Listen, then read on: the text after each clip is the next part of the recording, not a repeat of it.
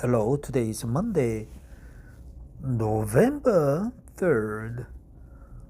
There was like a 2 week hiatus on my part for my daily English reading because I was studying, kind of cramming hard for the Microsoft certification exam called Asia 104. That's AZ-104 exam. That's for administrator associate administrative associate exam, all in English, and you have to sit down in front of the computer, and the test is online for 2 hours. So it was a little bit excruciatingly painful to sit down in the front of computer, watching the screen all the time and thinking about what you should do while the pen and pencils and the paper are there, but you don't have enough time to use all those accessories. So it was a hard time.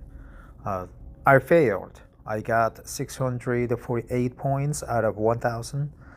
In about 3 weeks' time, I will retake the exam, and hopefully I will score like 900. That's my goal. This time I will start from the scratch and be an expert on the Azure cloud, and all the functions you need to use, and all the parameters, constraints, and restrictions and freedom that you can use, the resources, and so on. This article is from my friend John Keaton Jackson. He just said, he just recommended this post, so I'm going to read this article for you, right? And this article is from This Day in History, and it was posted 30 years ago.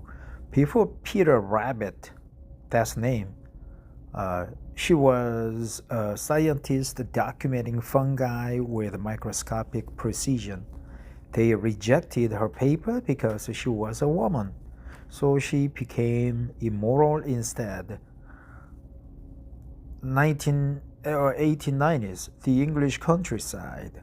While other young Victorian women were learning embroidery and hosting tea parties, Beatrix Potter was lying on the forest floor with a magnifying glass. So Beatrix Potter, right? Beatrix Potter was lying on the forest floor with a magnifying glass studying mushrooms. She had been fascinated by nature since childhood, drawing insects, fossils, plants, and animals with obsessive detail. But it was a fungi that captured her completely. Mushrooms were mysterious. They appeared overnight. They came in impossible colors. They defied easy classification, and Beatrix Potter was determined to understand them. Beatrix Potter was born in 1866 into a wealthy London family. Her parents were conventional Victorians who expected their daughter to marry well and manage a household.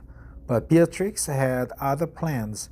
As a child, she kept a menagerie of pets: rabbits, mice, bats, frogs, even a hedgehog named Mrs. Tiggy Winkle. She would later become a character. She studied them, drew them, documented their behaviors. Hedgehog, right? Hedgehog. Menagerie, right? Menagerie. A menagerie of. Her illustrations weren't cute. They were scientifically accurate. Every whisker, every paw, every muscle rendered with precision. In her 20s, Beatrix became obsessed with mycology, the study of fungi mycology. She collected specimens from the forests around her family's summer estate in Scotland's Lake District. She didn't just sketch them, she dissected them. Using a microscope, she studied the spores, the tiny reproductive cells of fungi. She observed how they germinated, how they grew, how they spread, and she developed her own theories. At the time, scientists didn't fully understand lichens. Lichens are those crusty, colorful growths you see on rocks and tree bark. Lichens. They look like plants, but they are not. Beatrix Potter theorized that lichens were symbiotic organisms, a partnership between fungi and algae. She was right, but when she tried to share her findings with the scientific establishment, she hit a wall. 1897, Beatrix submits a paper to the Linnean Society of London. The Linnean Society was and still is one of the world's most prestigious scientific institutions. Beatrix's paper was titled "On the Germination of the Spores of Agricinae, a family of fungi." It included detailed observations, microscopic studies, and her theory about lichen symbiosis. The response? Rejection. Not because her work was wrong, but she was a woman. Women weren't allowed to attend Linnean Society meetings. They couldn't present papers, they couldn't participate in scientific discourse. Her uncle, a chemist, had to submit a paper on her behalf. And even then it was dismissed without serious consideration. Beatrix was devastated. She had spent years on this research.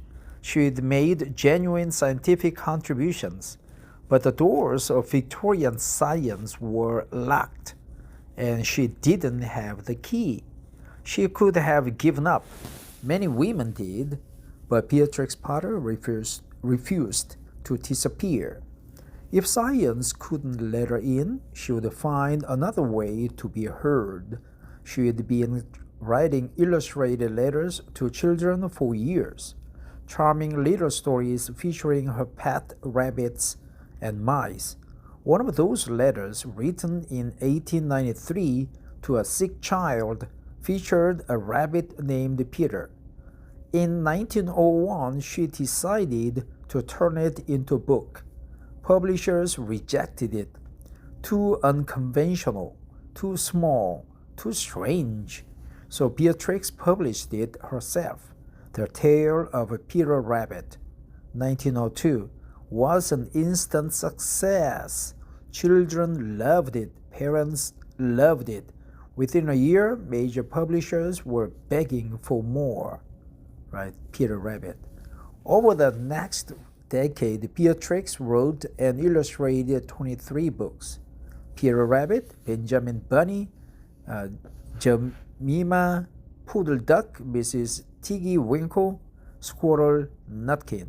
They weren't just cute stories, they were natural history lessons disguised as fairy tales.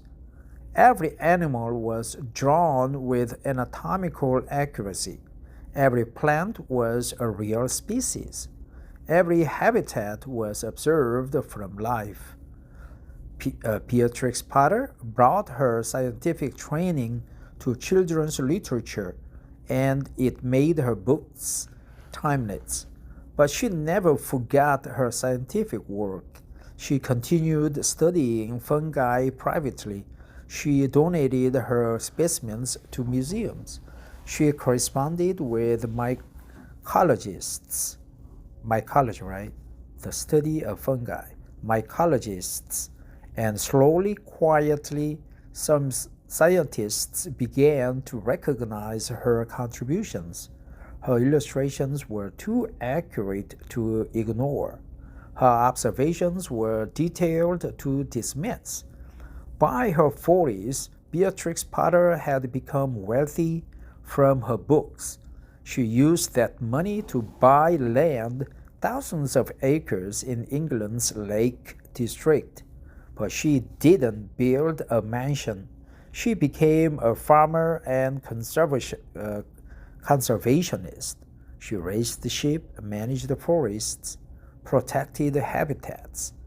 When she died in 1946, she left over 4,000 acres to the National Trust, ensuring they would be preserved forever. The scientist who'd been rejected by institutions became one of England's greatest conservationists. In 1997, 100 years after rejecting her paper, the Linnean Society of London issued a formal apology to Beatrix Potter. They acknowledged that her work had been dismissed unfairly, not because it lacked merit, but because she was a woman. They posthumously recognized her contributions to mycology. Too late for Beatrix, but not too late for history. These are good expressions, right? This one. Posthumously recognized and not, it lacked merit, right? Meritorious, merit-based awards, lacked merit. I would like to be judged by my own merit.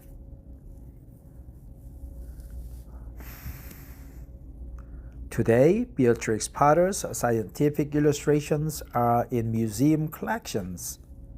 The Arnett Museum, Ambleside, the Natural History Museum, London, the Victoria and Albert Museum. Modern mycologists still admire their accuracy and her theory about lichen symbiosis. She was right.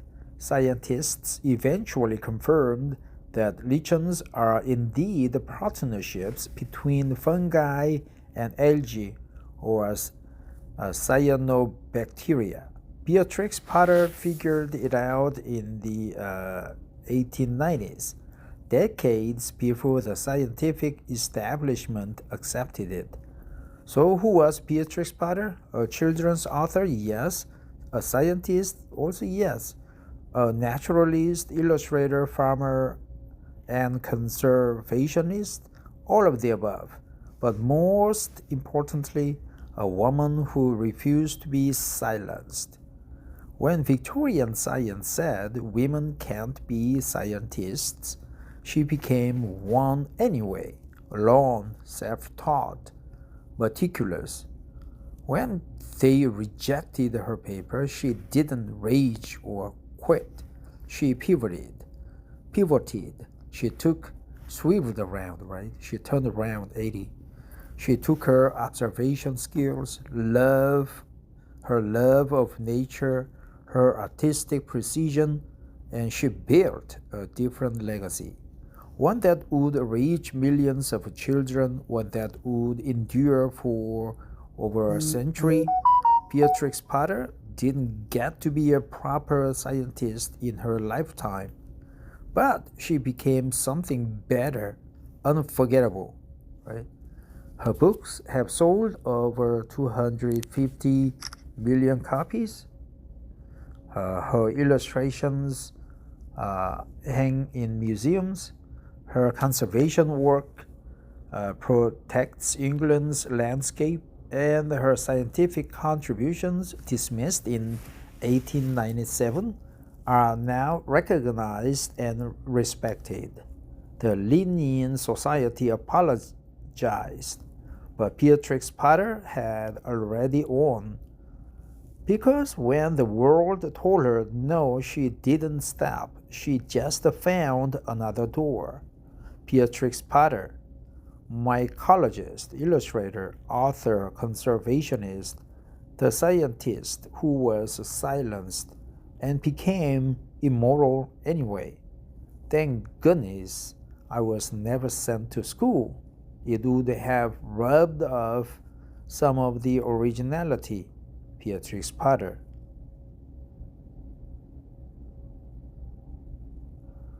Rubbed off. Make something angry, right? Some of the originality. You would have rubbed off some of the originality. But in this case, probably means dullness, right? Rub off.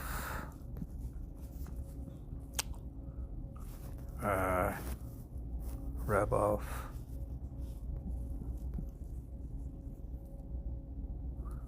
Be removed by rubbing. As of color, take off by rubbing. Be worn out. Yeah. Well, that's it. Thanks for listening and have a great Monday. Bye-bye. Before we go, let's go over what I determined to remember. Posthumously recognized, it lacked merit. Menagerie, right? Menagerie. Never heard of menagerie. Menagerie?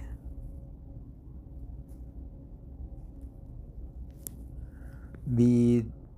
Menagerie. Menagerie. Menagerie. Menagerie. Menagerie. Menagerie.